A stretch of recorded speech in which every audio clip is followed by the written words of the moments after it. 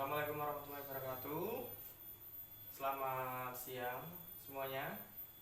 Bagaimana kabar pada hari ini? Ya, alhamdulillah sehat semuanya ya. Sebelum kita mengawali pembelajaran pada siang hari ini, kita terlebih dahulu berdoa sesuai dengan keyakinan dan kepercayaan masing-masing. Berdoa dipersilahkan.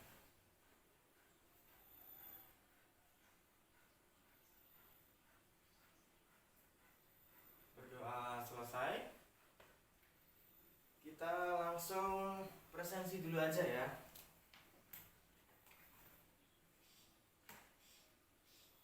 Baik, Ahmad Dhani Arifianto hadir. Ali Reza hadir ya. Elin Disa Bilkis, Monica Asmorowati, Dia Ayu, Della Oktaviani, Ika Rahayu. Hadir semuanya ya. Alhamdulillah semuanya bisa hadir di dalam kelas ini. Pembelajaran pada siang hari ini kita akan sedikit mengulas pada pertemuan minggu lalu. Kira-kira dari kalian semua apakah ada yang masih ingat tentang pelajaran minggu lalu? Ayo, ada yang masih ingat? Ya, betul sekali. Pelajaran minggu lalu itu adalah fabel. Ada yang masih ingat apa itu fabel? Ya, jadi fabel itu adalah cerita yang di dalam cerita tersebut terdapat tokoh-tokoh binatang yang sebagaimana binatang tersebut mempunyai kehidupan layaknya manusia. Jadi fabel itu karangan cerita fiksi. Iya, ada yang masih ingat mungkin contohnya apa? Iya, contohnya ada dongeng si kancil. Kemudian ada juga kura-kura dan burung merpati dan lain sebagainya. Mungkin itu ya kita sedikit untuk mengulas pembelajaran pada minggu lalu. Kita masuk ke materi sekarang. Materi sekarang itu adalah teks prosedur. Dari kalian semua apakah sudah pernah mendengar istilah teks prosedur? Belum pernah? Ya, mari kita bahas secara bersama-sama. Jadi kita akan mempelajari teks prosedur yang nantinya akan kita urai secara bersama-sama. Di antaranya adalah ada pengertian, tujuan, ciri-ciri, macam jenis, dan juga kaidah kebahasaan. Jadi secara pengertian teks prosedur itu adalah teks yang berisi tentang cara untuk melakukan suatu ataupun tindakan ataupun juga kegiatan hal yang mempunyai langkah-langkah agar bisa tersusun rapi dan juga secara teratur. Jadi dari langkah awal sampai langkah akhir. Nah, bagaimana untuk menyusunnya? Simak dengan baik-baik. Teks prosedur ini tentunya mempunyai sebuah tujuan. Kira-kira apa itu tujuannya? Ya, jadi tujuan dari teks prosedur ini adalah untuk memudahkan setiap pembaca ataupun pendengar agar supaya bisa mengerti lebih jelasnya. Karena teks prosedur ini mempunyai langkah-langkah dari awal sampai akhir. Kemudian ada ciri-ciri teks prosedur.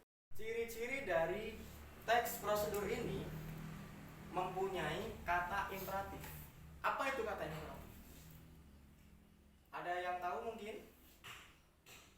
Ya, belum tahu.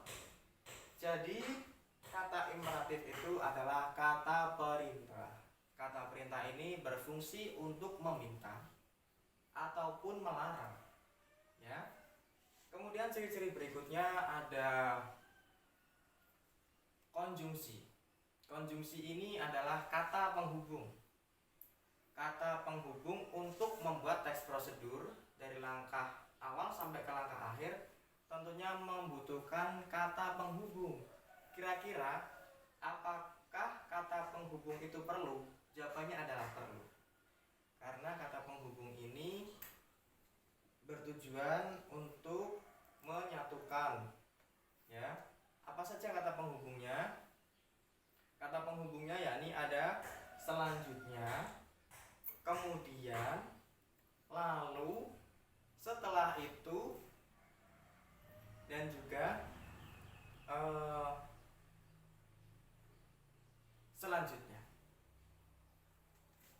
Kemudian ada macam dan jenis. Macam dan jenis teks prosedur ini ada 3 macam, yaitu ada teks prosedur sederhana, kemudian teks prosedur kompleks, dan juga teks prosedur protokol. Kita bahas secara satu persatu. Jadi yang pertama tadi kan ada teks prosedur sederhana. Nah, teks prosedur sederhana ini adalah teks prosedur yang langkah-langkahnya terdiri 1 sampai 2 langkah saja. Karena itu bersifat sederhana. Contohnya, ada yang tahu? Ya, contohnya itu adalah ketika kita ingin membuat teks prosedur, bagaimana cara untuk login aplikasi. Suatu aplikasi, entah itu bisa Instagram, WhatsApp, kemudian Facebook, itu juga bisa dijadikan sebagai bahan untuk membuat teks prosedur. Ya. Kemudian tadi ada teks prosedur kompleks. Teks prosedur kompleks itu yang berisi banyak langkah-langkah.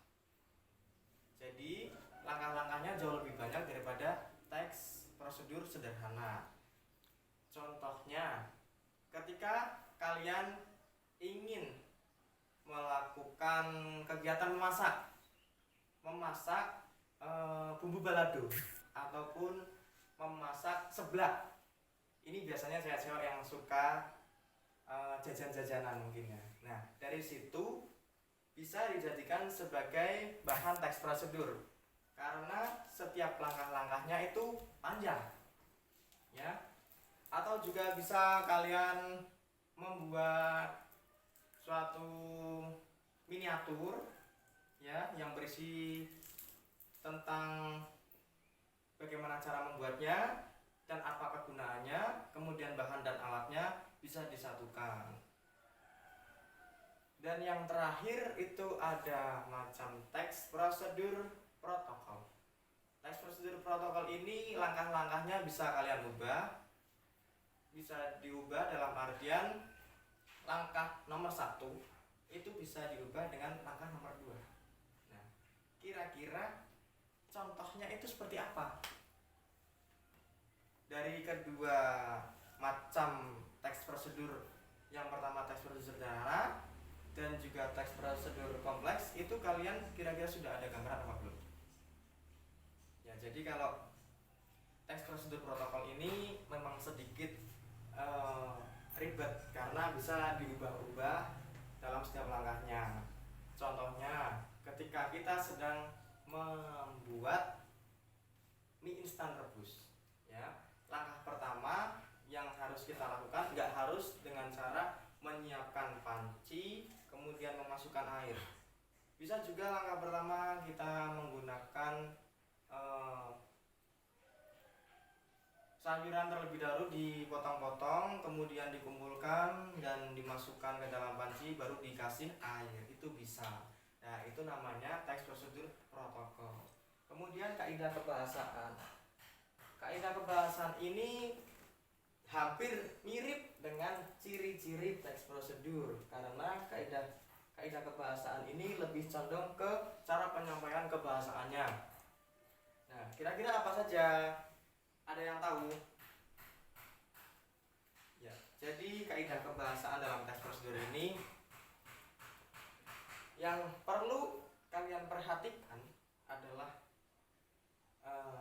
setiap kata ataupun konjungsi ataupun urutan dari awal sampai akhir ataupun penanda. Nomor itu juga perlu karena bertujuan untuk mengurutkan dari setiap langkah ke langkah akhir. Nah, kaidah kebahasaannya ini biasanya menggunakan kalimat perintah ataupun kalimat imperatif. Kalimat imperatif ini misalnya saya berikan contoh nih. Kata dasarnya adalah buka. Nah, agar menjadi kata imperatif, menjadi kata perintah, itu bisa kalian tambahkan belakangnya itu kan, lah, ataupun i. Tadi yang saya berikan contoh adalah kata buka, bisa kalian ditambahkan menjadi kan. Jadi bukakan, bukalah, gitu. Ya, paham ya? Kemudian setiap kata mempunyai konjungsi kata penghubung. Kata penghubung seperti tadi ada selanjutnya, kemudian, lalu, setelah itu. Mungkin itu saja yang bisa saya sampaikan mengenai materi teks prosedur.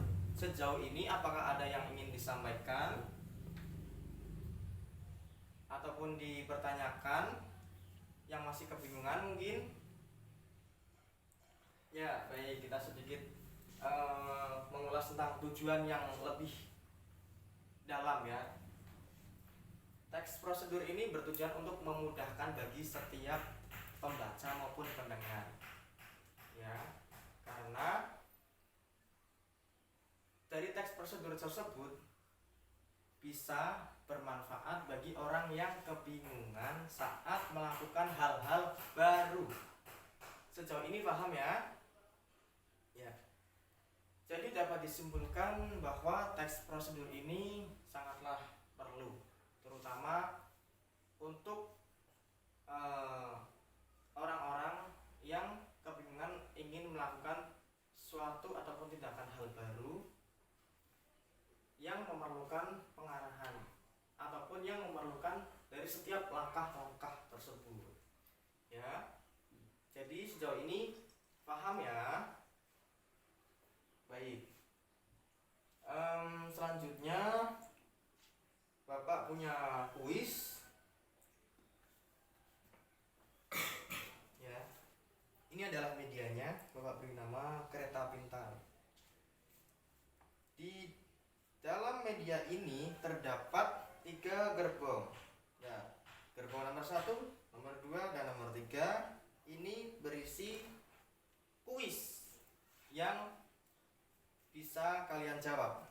Ada yang ingin mencoba pertama? Salah satu mungkin? Ya, gerbong nomor berapa ini kira-kira?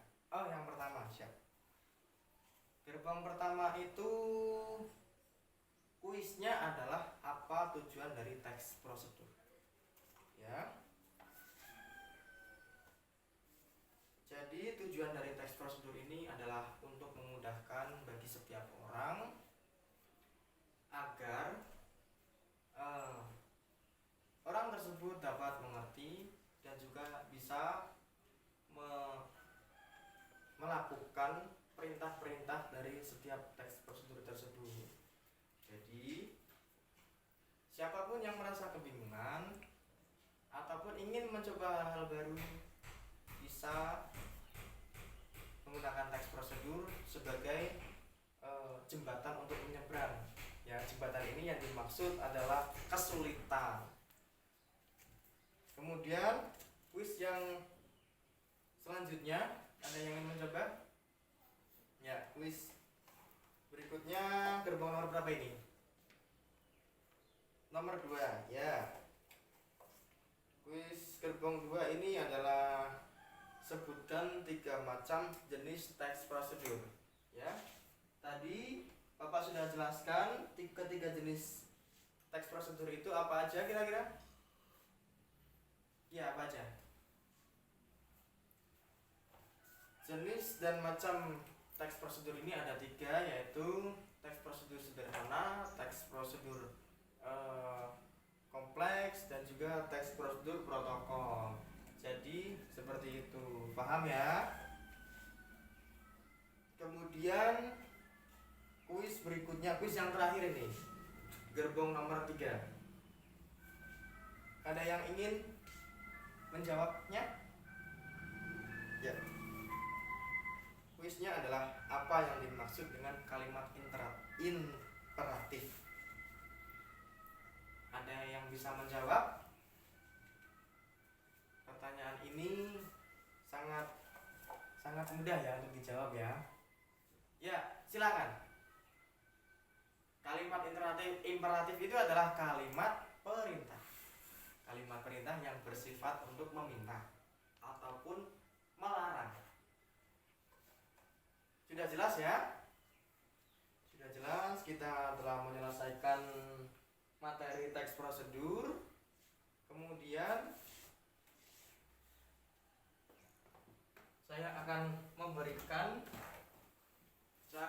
tugas untuk kalian semua yang nantinya dikumpulkan pada pertemuan berikut.